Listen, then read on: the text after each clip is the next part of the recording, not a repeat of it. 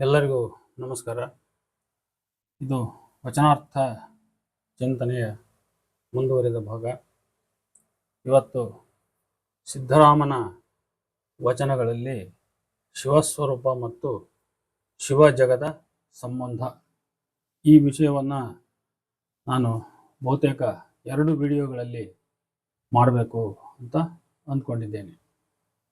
ಈಗ ಮೊದಲನೇದಾಗಿ ಒಂದನೇ ವಿಡಿಯೋ ಎಷ್ಟು ನಿಮಿಷ ಆಗುತ್ತೆ ನೋಡಿ, ಇನ್ನೊಂದು ವಿಡಿಯೋಕ್ಕೆ ವಿಷಯ ಹಂಚಿಕೆಯನ್ನು ಮಾಡುವ ಪ್ರಯತ್ನ ಮಾಡ್ತೇನೆ. ಈಗ ಶಿವಸ್ವರೂಪ ಮತ್ತು ಶಿವಜಗದ ಸಂಬಂಧ, ಅದರಲ್ಲಿ ಬಹುಶಃ ಮೊದಲಿಗೆ ಶಿವಸ್ವರೂಪ ವಿಷಯ ಪ್ರಸ್ತಾಪವಾಗಲಿದೆ.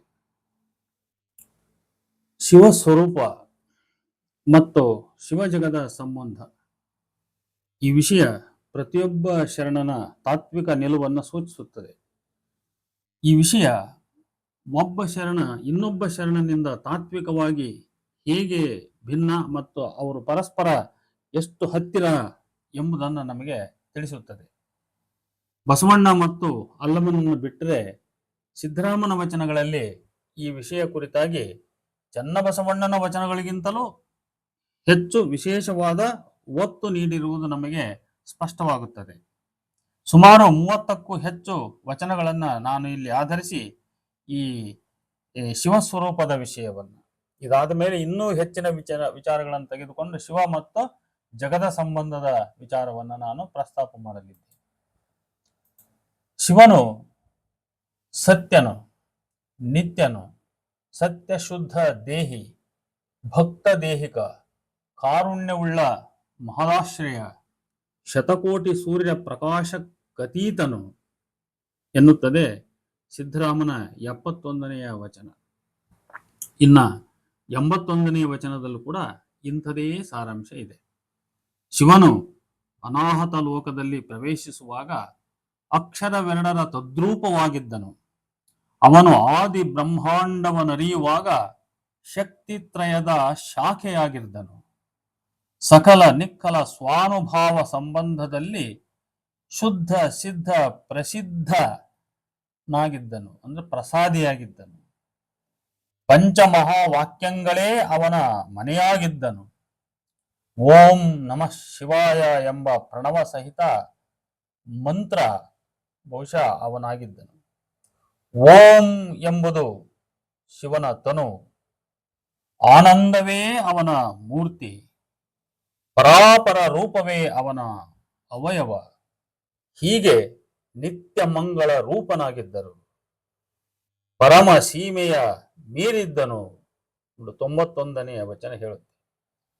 ಬ್ರಹ್ಮದಲ್ಲಿ ಅತಿಶಯ ಜ್ಯೋತಿರ್ಮಯನು, ಆನಂದ ಸ್ಥಾನದಲ್ಲಿ ಅತಿಶಯ ನಿತ್ಯಮಯನು, ಬಾಹ್ಯಾಭ್ಯಂತರದಲ್ಲಿ ಪರಿಪೂರ್ಣನು, ನಿಗಮಕ್ಕಭೇದ್ಯನು.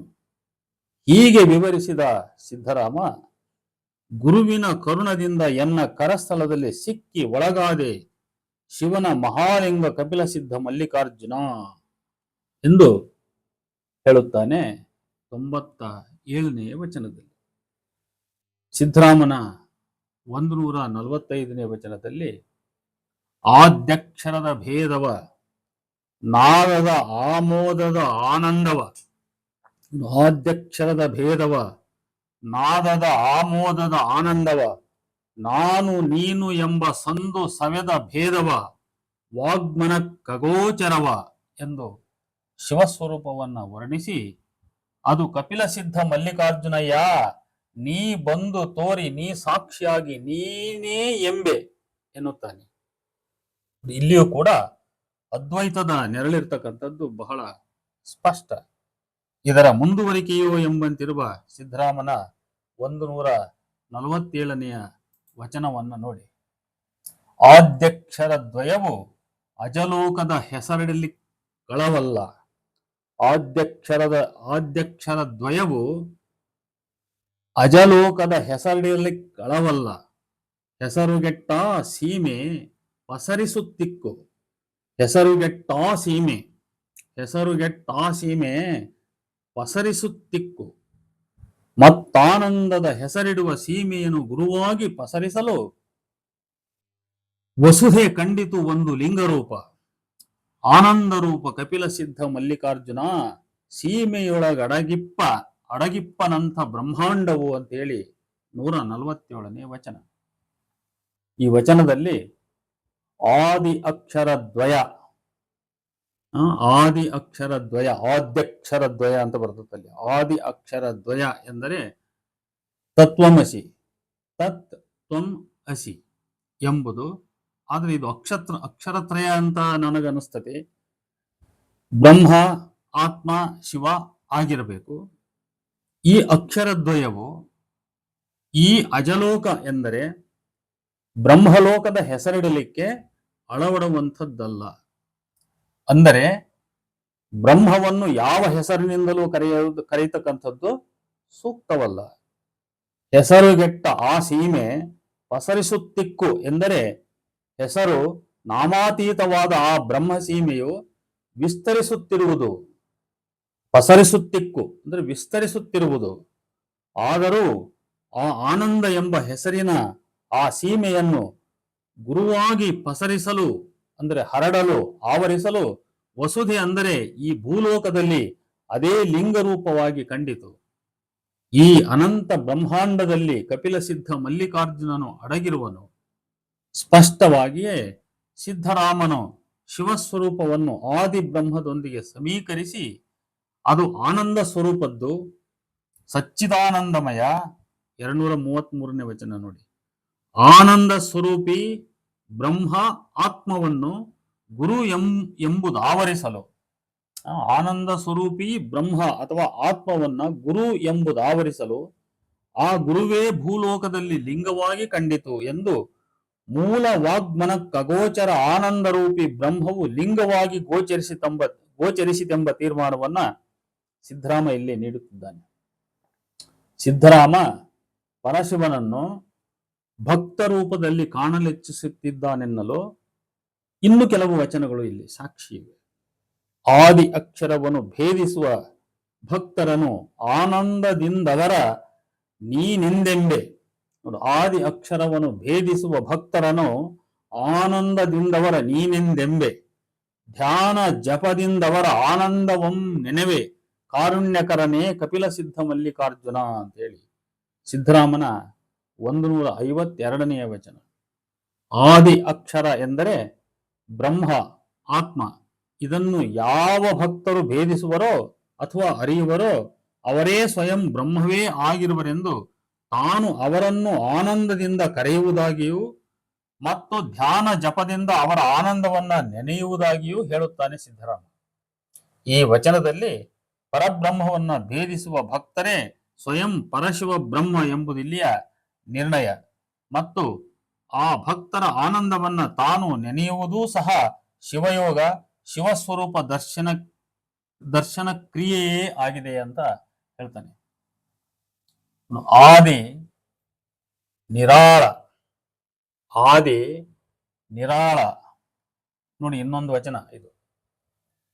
ಮಧ್ಯ ನಿರಾಳ ನೋಡು, ಆದಿ ನಿರಾಳ, ಮಧ್ಯ ನಿರಾಳ, ಊರ್ಧ್ವ ನಿರಾಳ ಅಂತೆ ನಿನ್ನ ಪರಿಯಯ್ಯ. ಆದಿ ನಿರಾಳ, ಮಧ್ಯ ನಿರಾಳ, ಊರ್ಧ್ವ ನಿರಾಳ ಅಂತೆ ನಿನ್ನ ಪರಿಯಯ್ಯ. ಅನಾಮಯ ಶೂನ್ಯನೆಂದು ಹೊಗಳುತ್ತೈದಾರೆ ಹಲವರು.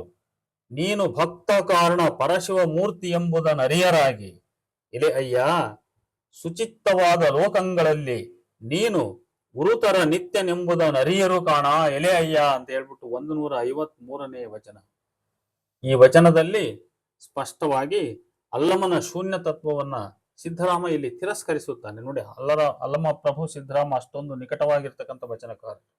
ಆದರೆ ತಮ್ಮ ತಾತ್ವಿಕ ಭೇದವನ್ನ ಪ್ರಕಟಿಸುವಲ್ಲಿ ಅವರು ಯಾವುದೇ ಹಿಂಜರಿಕೆಯನ್ನು ತೋರುವುದಿಲ್ಲ ಅನ್ನಲಿಕ್ಕೆ ಇದೊಂದು ವಚನ ಸಾಕ್ಷಿ.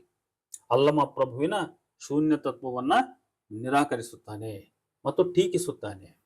ಆದರೆ ಸಿದ್ಧರಾಮನ 340ನೇ ವಚನದ ಕೊನೆಯಲ್ಲಿ ನೀನು ಆದಿಮುಖ ಶೂನ್ಯ ಎಂಬುದು ಶೂನ್ಯ ಸ್ವರೂಪವನ್ನ ಸಿದ್ಧರಾಮನ ಮತ್ತೆ ಒಪ್ಪಿದಂತೆ ಎನಿಸುತ್ತದೆ.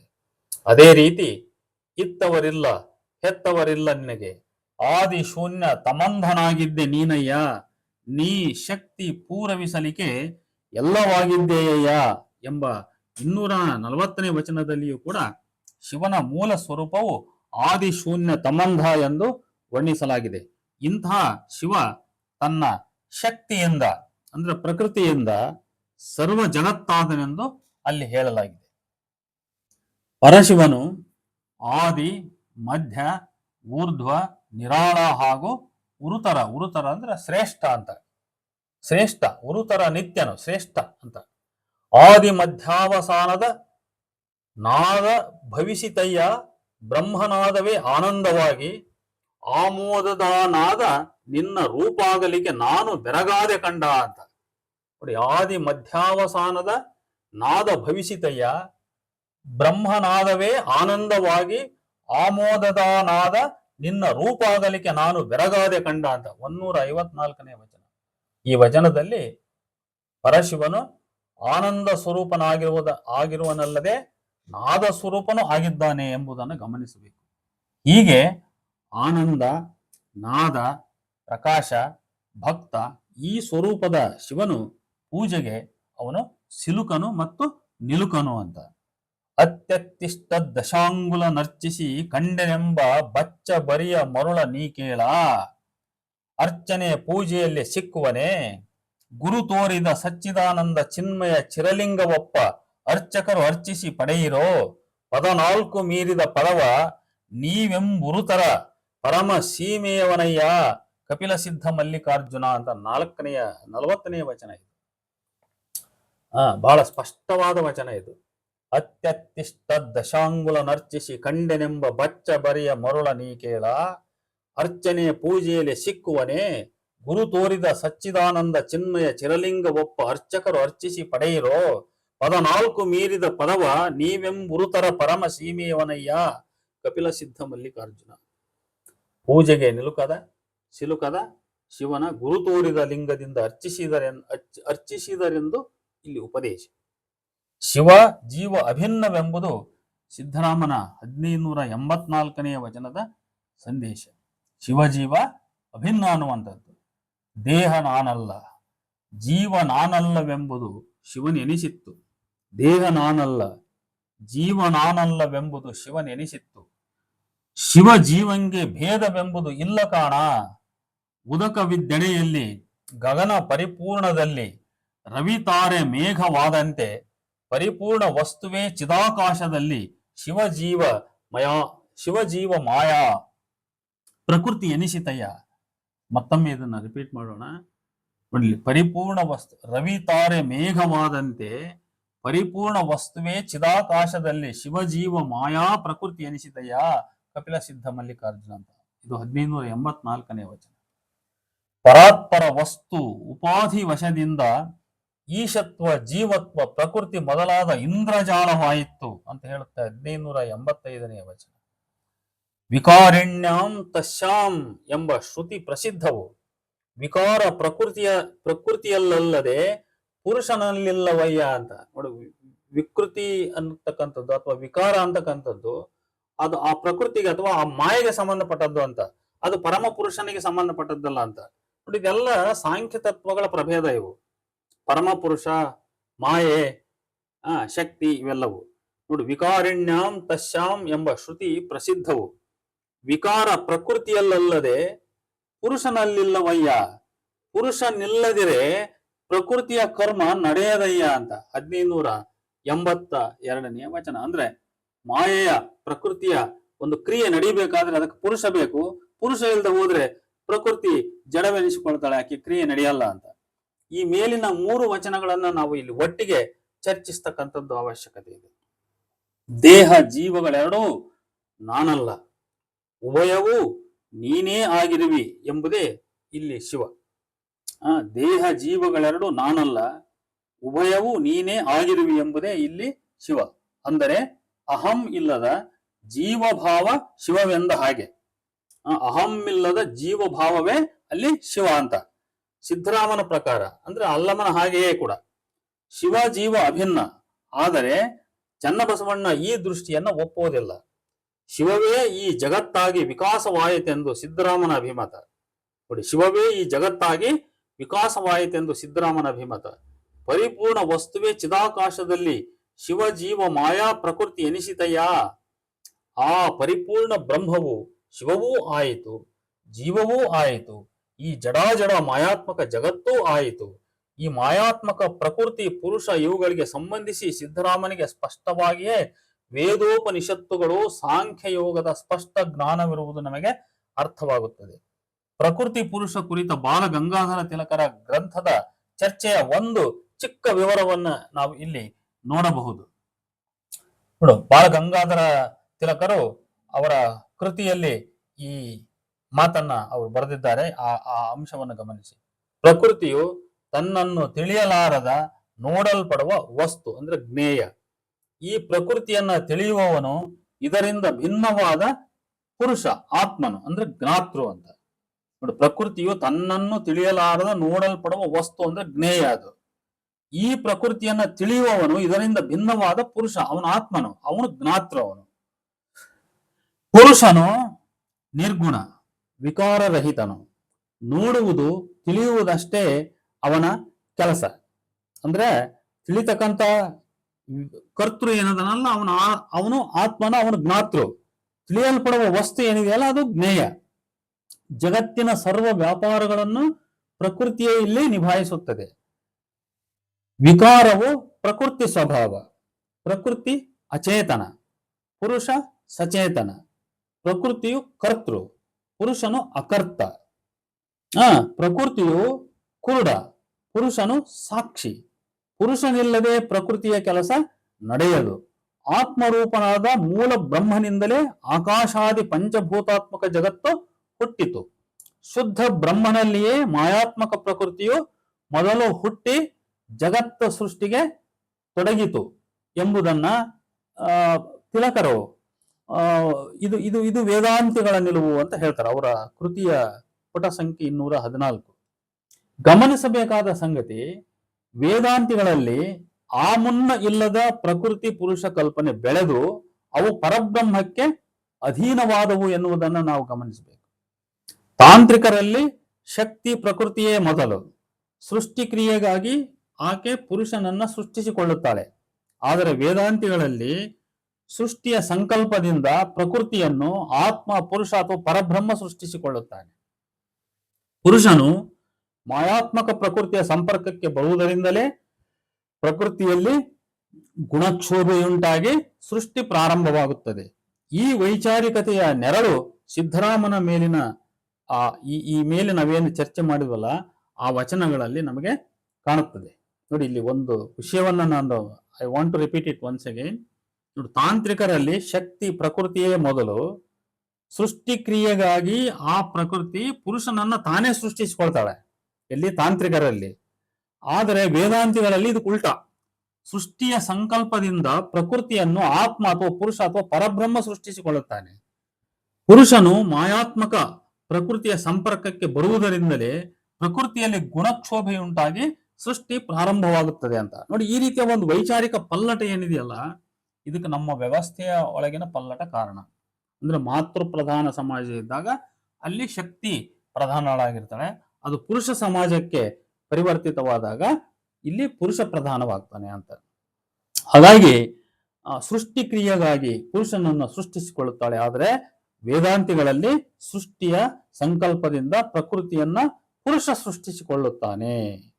ಪ್ರಕೃತಿಯಲ್ಲಿ ಅಂದ್ರೆ ನೋಡಿ, ಇಲ್ಲಿ ಮಾಯಾತ್ಮಕ ಪ್ರಕೃತಿ, ಪುರುಷನು ಮಾಯಾತ್ಮಕ ಪ್ರಕೃತಿಯ ಸಂಪರ್ಕಕ್ಕೆ ಬರುವುದರಿಂದಲೇ ಪ್ರಕೃತಿಯಲ್ಲಿ ಗುಣಕ್ಷೋಭೆಯುಂಟಾಗಿ ಸೃಷ್ಟಿ ಪ್ರಾರಂಭವಾಗುತ್ತದೆ. ಈ ವೈಚಾರಿಕತೆಯ ನೆರಳು ಸಿದ್ದರಾಮನ ವಚನಗಳಲ್ಲಿ ನಾವು ಕಾಣಬಹುದು. ವಿಕಾರವು ತ್ರಿಗುಣಾತ್ಮಕ ಪ್ರಕೃತಿಯದು.